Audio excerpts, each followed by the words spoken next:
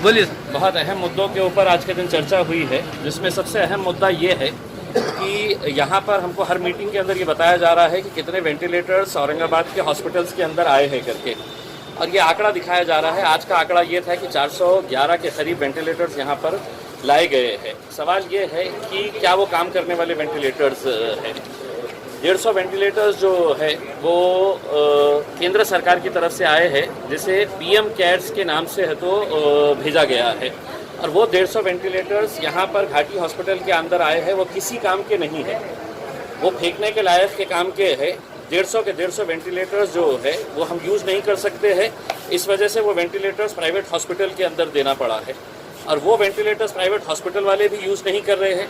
यानी कि ये वेंटिलेटर्स जो प्राइम मिनिस्टर फंड के पास से आए हैं, पीएम केयर्स के ज़रिए आए हुए हैं, वो सिर्फ है तो नकली किस्म के हैं, उसका कोई उपयोग नहीं हो रहा है। इसकी उच्च स्तरीय इंक्वायरी होनी चाहिए, और यहाँ पर जितने अधिकारी थे उन्होंने ऑन रिकॉर्ड ये कहा है कि वो वेंटिलेटर्स किसी भी काम के नहीं है।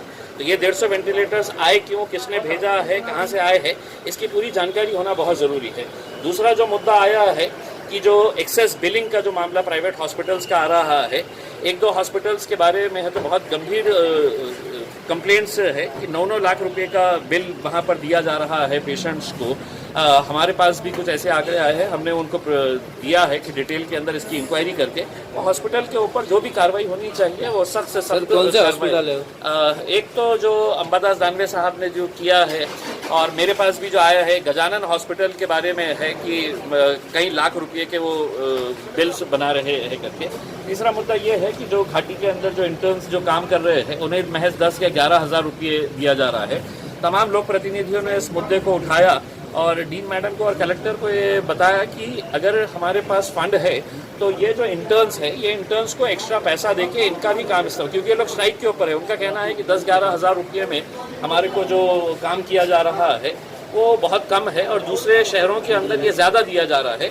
तो ये फैसला लिया गया है कि ये इंटर्न्स को भी ज़्यादा पैसा देकर है तो यहाँ पर उनको काम पर लगाया जाएगा। सर, नमाज के बारे में कुछ छूट नमाज के ताल्लुक से है तो ये सरकार नहीं, जो उलमाए कराम है उन्होंने फैसला करना है कि वो क्या करना चाह रहे हैं, कि वो कहाँ पढ़ना चाह रहे हैं और कैसे पढ़ना चाह रहे हैं, क्योंकि ये सबकी जिम्मेदारी है। और उलमाए कराम जो भी फैसला लेंगे मेरे हिसाब से एक अच्छी बात रहेगी। दूसरा, हमने सरकार से ये सवाल किया है कि 1 महीना हो गया है कि मुख्यमंत्री साहब ने कहा था कि हम रोज़ी चली गई तो चलेगा लेकिन रोटी नहीं जाने देंगे। तो कितने लोगों को रोटी दिए है करके ये आंकड़ा हमने पूछा है कि कितने रिक्शे वालों को 1500 रुपये मिले हैं, कितने मजदूरों को 1500 रुपये मिले हैं। जो लोगों की घोषणा की गई थी कि हम इनको इतना पैसा देंगे, तो क्या एक भी रिक्शे वाला आज औरंगाबाद में है जो ये बोल सकता है कि हाँ मुझे 1500 रुपये मिले हैं करके? तो किसी को भी नहीं मिले हैं, और ना प्रशासन के पास ये कोई आंकड़ा है। उन्होंने कहा है कि हम अगले मीटिंग तक है तो इसका आंकड़ा लेकर हम बताएंगे। तो सवाल ये है कि एक तरफ आप रोटी दे नहीं रहे हैं और जो रोटी कमा रहे हैं रोड के ऊपर तो उनको सील कर रहे हैं। तो ये जो गलत तरीके का जो काम चल रहा है, मैं लोगों से ये अपील करूंगा कि अब महज 3-4 दिन बचे हुए हैं, अपने तौर के ऊपर आप पूरी एहतियात बरतते हुए आप अपना काम जारी रखिएगा उसमें। लेकिन ऐसा नहीं होना चाहिए एक दुकान के अंदर है तो आप 50-50 लोगों को अंदर ले रहे हैं करके। ऐसे दुकानों के ऊपर कार्रवाई होनी ही चाहिए। लेकिन जो रोजी रोटी कमा रहे हैं, क्योंकि यही 3-4 दिन है, आगे की कोई गारंटी नहीं है कि आगे भी लॉकडाउन रहेगा या नहीं रहेगा। अगर रहेगा तो फिर सरकार तो कुछ देने वाली नहीं है। यही पीरियड के अंदर जो दुकानदार छोटा मोटा कुछ कमा रहे हैं उनको कमाने का मौका दिया जाए। हम इस तरह से प्रशासन को और पुलिस को दोनों को भी ये विनती करते हैं और दुकानदारों से अपील करते हैं कि सारी एहतियात बरतिए। लोगों से ये अपील करते हैं सारी एहतियात बरतते हुए इतने अच्छे तरीके से पूरा रमज़ान का महीना निकाले हैं, 3-4 दिन भी वैसे ही निकाल लीजिएगा। ईद मुबारक बहुत सबको।